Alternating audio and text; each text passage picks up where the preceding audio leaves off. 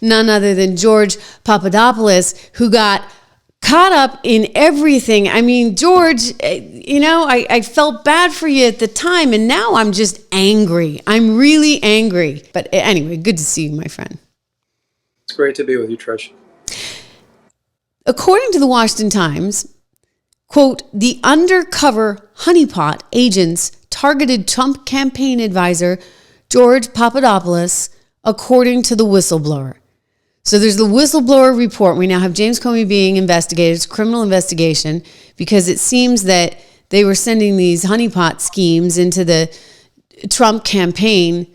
I guess they were really after you to try and see what kind of information they could gather. I know you've done a lot on this. You've spoken out about this. You have a documentary, All the President's Men, on this. But let's start first with what was going down. Did you have any idea way back in 2015 that you were somehow being targeted by Comey?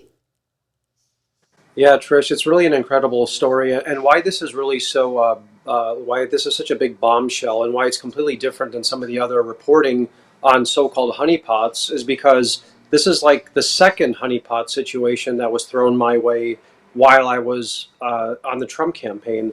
There was a story that broke some years ago about a honeypot or honeypots that came into my life after Crossfire Hurricane initiated.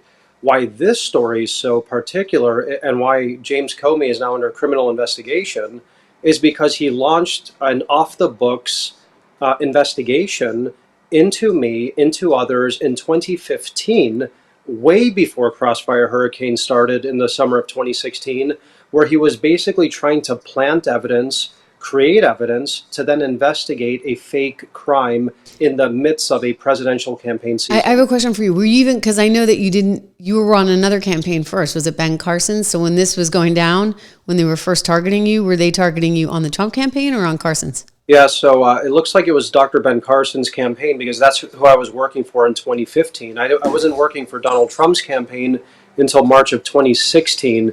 So there was also a different report that came out that the CIA with foreign governments was actually targeting 26 Trump associates. And Dr. Ben Carson was one of those associates. I was one of them. So what it looks like was going on here, Trish, was that there was a full on-scale targeting of rivals to Hillary Clinton and Barack Obama's potential third term, which obviously would have been reflected in Hillary Clinton's potential victory. If I'm following you correctly, they were out there trying to infiltrate other campaigns, not just the Trump campaign. They didn't know who was going to be the Republican nominee. They wanted to make sure that they had information on all the potential Republican nominees. Yeah, so when I was on Ben Carson's campaign, he was actually the only candidate that actually led in the polls at one point during the campaign season. People thought it was candidate Trump. Actually, Ben Carson had 10 to 12% of the electorate. He was extremely popular among evangelical Christians, which was a major voting bloc, and it still is, obviously, in the United States. And I believe it was that support and that endorsement of Trump that really torpedoed Ted Cruz's campaign. So when you have people with that type of support, Ted Cruz, other people who are very popular, it's no surprise that the FBI, the deep state, whatever you want to call it, with the Obama administration, was going to spread their tentacles into various campaigns, see who some of the people were in these campaigns, target them, spy on them, get information. I mean, they're using government assets to do it. It's wild. It's absolutely, this is like stuff in the movies, right? Like stuff that you don't really believe our U.S. government would do, but we've learned a lot of things, shall we say, in the last however many years. Gosh. So, George, the honeypot, all right? I want to talk to your wife later on. So she's not here yet, but because I know she was by your side through all this, and I know you guys have been through H2LL, and she worked on the documentary and did a lot of the interviews for All the President's Men that you guys have out. But what was that? Do you think you know who they were sending in? Do you think you know who the FBI agents were? Yeah, so right now, there's been declassified information about at least one of these honeypots, and this is public domain stuff now. That person's name was called Azra Turk. They say it's a fake cover name. She was working with this Cambridge professor who was also moonlighting as a FBI and CIA asset, who was targeting Cambridge University. Yes, at Cambridge University. Mm-hmm. So this is public stuff now. This person's gone underground. The honeypot's gone underground. But what makes this story really like crazy is that this new honeypot story was in 2015. Now, I have suspicions of who it might have been, but we're still working out these details, and I simply don't want to accuse. Without giving any pertinent or telling information away. I mean, the way these things, as I'm told, typically work is, they send in a woman who finds a male target and showers him with a lot of affection, or like seemingly, just shows interest of some sort in order to get information. Did you feel like you were a victim of that process? Yeah, I mean, look, that was definitely going on. I mean, and this is why it was like very like confusing, is because you're in the middle of like a very sensitive moment in like your career, in your work. You're dealing with like diplomats, U.S. diplomats, like security officials, candidates, president, people who might be the next president of the United States of America. And in the middle of this, you have these type of operations where they're throwing, either it's women, it could be money, it could be fake bribes, all at the same time that you're thinking, why on earth is this happening while I'm just trying to do my job? And given like the nature of what we were dealing with, it wasn't Russians, because I've never dealt with a Russian person in my life. I've never even been to Russia to this day. And I know obviously the campaign wasn't doing it. So a lot of this was coming directly from the FBI. And that's why I think the FBI's approval is so low, Trish, and why Donald Trump has really made this a major campaign promise to really reform the FBI and to make some people feel accountability. I mean, he wasn't doing that to Hillary Clinton's campaign. And to think that they're using state money, right? Our taxpayer dollars. If this is proven out, I mean, this is massive. And I think Comey's in a whole lot of trouble. You wound up, we should point out now, President Trump pardoned you, but you wound up having to spend 14 days in jail because you lied to the FBI, quote unquote, lied to the FBI. I want to talk about that. I was thinking about you yesterday when I played this soundbite for the viewers, and I want to show it to you. It's a soundbite of James Comey on stage at the 92nd Street Y, and he's bragging that he went after Mike Flynn, and he sent agents in to ask Mike Flynn a bunch of questions, and Mike Flynn, didn't have the sophistication, and the Trump administration didn't have the sophistication to make sure there were lawyers there, etc. And this just kind of struck me as really a pretty darn lousy thing to do. It's hard to imagine two FBI agents ending up in the same room. How did that happen? I sent them.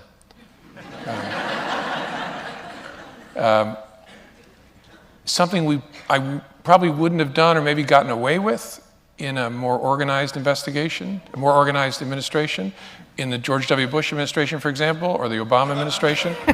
The protocol, two men that all of us have perhaps increased appreciation for over the last 2 years.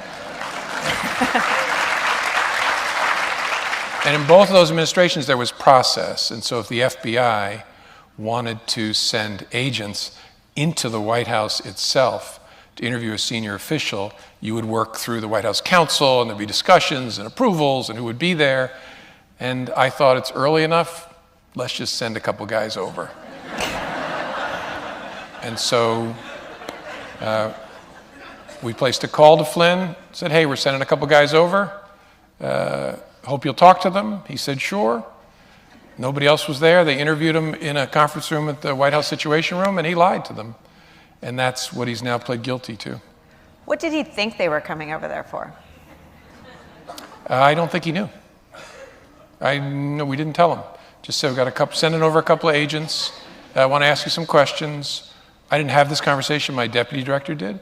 But hope you got a few minutes. You can sit down and talk to them. And he said, sure. Okay. Something similar happened with you? Yeah, no, it's that's the disturbing playbook, Trish. I had just left the inauguration, And a day or two after the inauguration, I have, I'm in the morning just shaving, and I have FBI agents calling me. We're outside. We need to talk to you. And at that time, I'm like, okay, what's going on? There must be some reason, maybe I had no idea. Literally, I was just at the But you're like, inauguration. okay, I'll talk to him because I'm a patriot. I'm psyched. I'm now, my guy just won. Exactly. And I thought it was just normal. Obviously, I was working on the transition team. I just thought, if I'm not talking to them, I would look, there's something odd considering Right. I wanted to have a job in the first Trump administration. So I talked to them, and basically they just let me know after I get to their office that it was a ruse, and they're there to basically catch me in a perjury trap and to frame me. And that's really when Comey said that about Flynn. We sent them. He didn't know why. We were there just to screw him over. That's what they did to me. That's what they did to other people like Paul Manafort, to Roger Stone. They tried doing it to President Trump, but fortunately his lawyers pushed back against what they were trying to frame him with. And it was just like really sad that our FBI director at the time was a rogue person in the U.S. government, Trish, and that he really destroyed the credibility of a once really great and revered institution like the FBI simply for political purposes and his own nefarious goals. It sounds like J. Edgar Hoover stuff. I mean, really. And it sounds like Comey wanted to keep all the power, and they were not happy with this administration. And you think back to all these things. I mean, the FISA warrant, right, with Carter Page and their ability to get in and track phone conversations and how that was all made up with this dossier, which this one just gets me, George, because I'm like, wait a second. So you went and bought and paid for Hillary Clinton's campaign through her lawyer, which would have been Perkins Coie, right? They went and bought this stuff from Fusion GPS, which was a bucket shop of ex-Wall Street Journal, quote unquote, investigative reporters, my you-know-what. I mean, they're just like, slinging mud wherever they can. They go out and hire Christopher Steele. Christopher Steele, the former ex-British spy who used to spy on Russia, hires some people, including one of which our own U.S. government believed was a Russian spy. And then they come up with this piece of garbage, and they use that garbage, none of which was true, to get the FISA warrant. And you start to, like, this is a vicious circle. In terms of your case, they're sending in honeypots. Where does this get, like, how are they able to, like, justify this in any way? Is it because that you were talking to somebody overseas and it was a Cambridge professor that they could allege may have had ties to Russia, et cetera, and therefore they had justification to, like, swoop in on you? Look, they had absolutely no justification, Trish, and that's why this is a very unique situation. Comey, according to the report that you referenced, had an off-the-books investigation. So in other words, there was no FISA warrant. There was no nothing. No, what that really means is that Director Comey looked at a picture of me, George Papadopoulos, and said, there's something about this guy. I don't know what it is, but we're going to find it. I just don't have a predicate, a legal predicate, so I'm going to rip up the Constitution, and I'm going to weaponize the Department of Justice, and I'm going to weaponize the rule of law, and to destroy his civil rights and to spy on him to see if he's up to something no good. Now, in America, we don't live under a Soviet totalitarian system like Stalin, where he used to say, show me the man and I'll find the crime. Yeah. In America, you need to have a predicate for a crime, then you investigate. This is why this thing is completely an upside down situation. And the same thing with Donald Trump. They pay this guy, Christopher Steele, the Hillary Clinton campaign pays him, and they say, hey, let's find this British spy. He might be credible at the surface level, and we're just going to pay him to come up with nonsense, lies, which have all been debunked, about Donald Trump, about people like Carter Page, just to spy on him and try to find dirt. That is exactly what this entire thing was all about. It was planting dirt to then investigate a fake crime, to then try to destroy Donald Trump's presidency. And it's never happened before in modern American this was Obama, right? I mean, yeah. Hey, I have two reporter friends, James Rosen and Cheryl Atkinson, who have both said that they had their computers hacked by the Obama administration. I mean, it's crazy stuff. I think that they, and you look at even all that happened with the IRS and the Tea Party that got targeted by Obama's IRS. I mean, there's a lot there. I think that they kind of felt entitled and emboldened to do these things. And Comey had been in that seat, and I guess just according to this story, according to the whistleblowers, felt like very entitled to come out and say all this. I want to ask you where you think this goes from here. I mean, do you feel vindicated yet? Or I imagine you need more. I imagine you need more. I imagine you need an apology from Comey. You know, Comey should pay the penalty. If I were you, that's how I'd feel. Yeah, look, Trish, my wife and I were very resilient people. We never wanted to portray ourselves as victims. It's not in my mentality. We always were fighters. We fought back, and we knew the truth would be on our side. And that's exactly what's happened here. Not only was I pardoned by President Trump, later on, you've had people from the FBI who have gone to prison, like people like Charles McGonigal. He was Peter Strzok's boss. This is something that a lot of people don't know about. He was sentenced to prison after the Durham investigation. You have people like Kevin Kleinsmith, who was the FBI attorney in charge of Crossfire Hurricane. He's now a convicted felon during the Durham investigation. So these are like little bits of accountability that I think are good first steps, but we need a lot more, Trish. And I think this step that Director Kash Patel is doing by criminally investigating Comey and allowing the American people to see really how pervasive like this rotten corruption was and how weaponized the Department of Justice was under Obama, and then how it led into the Biden administration. These are things that Americans need for one reason and one reason only, and that is to restore trust in the rule of law, in our Constitution, and in how our country functions. Yeah. Because if we don't trust the FBI, we like the court systems, cases just won't operate. I mean, it's a very disturbing situation in America, but I think Donald Trump is on the right path towards restoring some credibility to these institutions. George, why do you think they went after you? They went after me. Well, I was working with very high-profile conservatives during the Obama administration at the Hudson Institute. A lot of my colleagues were people who just left the W administration. So you had people like Scooter Libby, Douglas Feith, Paul Wolfowitz. You know, these were people my career started with for 7 years. So I think Obama, just like you mentioned, your friends in the journalism world, conservative reporters, they did nothing wrong, but there was just something about them that they had to spy on to see what they were doing simply because they were the opposition.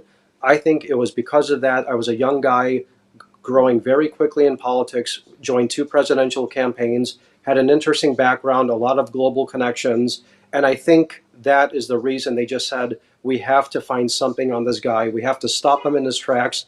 And what better way to do it than to kill 2 birds with 1 stone? We take out Papadopoulos, and then we take out Ben Carson and Donald Trump. And that's really what it looks like the modus operandi was. Wow. Yeah. Would your wife talk to us a little bit? Because I know she worked on the documentary, Simona Mangiante. Absolutely. She's all right, let's bring her in. Let's bring her in. Simona, thank you for joining us. I had cramped quarters there. This is Simona Mangiante, and she is actually one of the hosts on All the President's Men. And I know you guys have a podcast together, Global View on YouTube. I was actually fortunate enough to be on your podcast recently and enjoyed it very much. But I just what is that like? Like, this is your husband going through all of this. I know that you've been entrenched in it, because of him, but also some of the other players that got involved. Give me sort of your thoughts on what's been going down here the last 9 years. Hi, Trish. Thanks for having me first. This is a very disturbing story because, besides the sensational spy story, the honeypots trying to, seduce him, we have to think that there are tax money of our contribuents that are allocated to set up your fellow Americans rather than prosecute crimes. Mm-hmm. So when we go a step back from this aspect, that, as I said, is kind of out of a Hollywood movie script, we see what really these people are doing. And this completely tarnished the FBI as an institution. Thanks God, with Kash Patel and the new Trump administration, we will likely have this back. On the personal point of view, I just want to make something clear. At the time I met George, I was not in his life when he was, playing around with honeypots. With the honeypots, I know. Thanks God, because I just like I feel like everybody says, "Oh my God, how do you?" Well, actually, in his life, in a moment in which people were suspicious of me, so I said, "Okay, that's not what I'm here for." And I think he's pretty handsome guy. So this honeypot you don't have a difficult job to do at this moment. But yeah, it's crazy. And so we were casually dating. After these things happened. But I even listened to the news and knowing that there were all these characters. Do you know in who his they life. were? Do you think you know who they were? Just in knowing how they look like, because of course I'm a woman, so I just like I have retroactive jealousy. So So you think you know because you know which ones the way they looked. I mean, I'm not trying to give it. We're not trying to disclose anybody's identities. I'm just curious. It sounds like there's one that has been reported, but there may have been some. I guess all working for the U.S. but from different nationalities. Well, one is, I think it's a Turkish national, as they call her, a battle blonde with, her style was very revealing, let's say. So there was, it's not like George.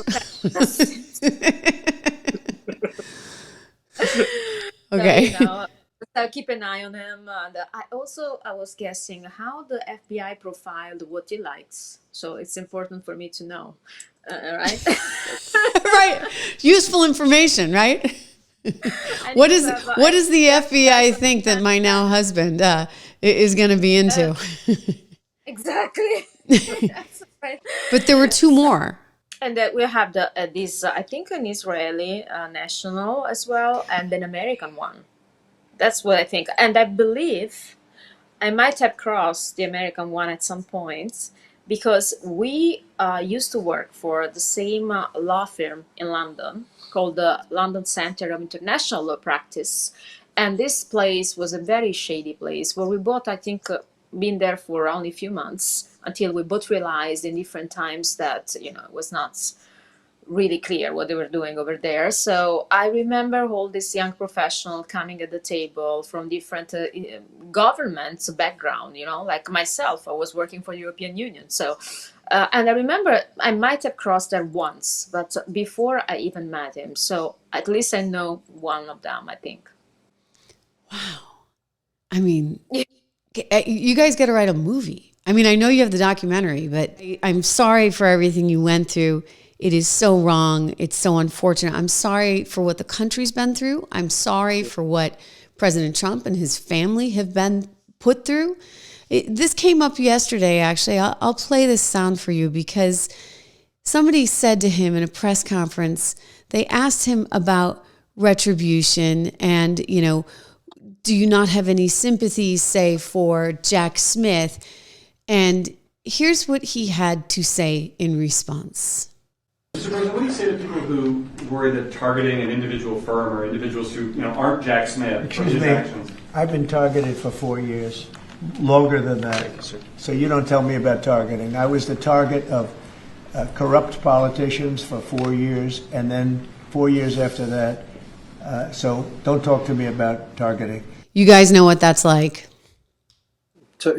President Trump took the words right out of my mouth. I mean, I would have said the same exact thing, and he literally spoke for millions of Americans, because it's what you said, Trish.